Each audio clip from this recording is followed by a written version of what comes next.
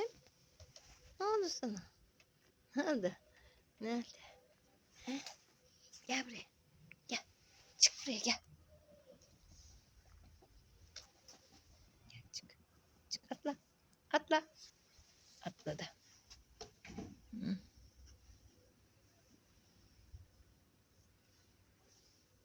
Seveyim geldi yanıma.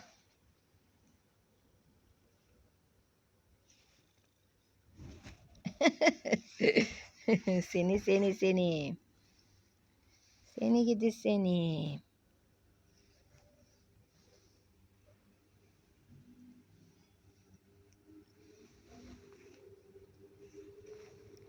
Başak. Ay Başak diyorum. Sarı. Sarı. Yavrum.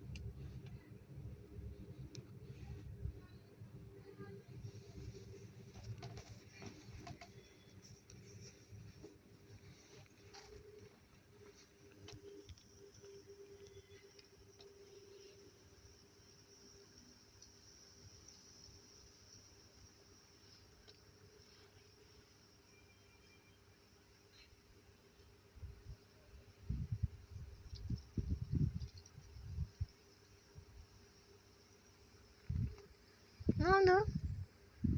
Uyku mu var? Ha?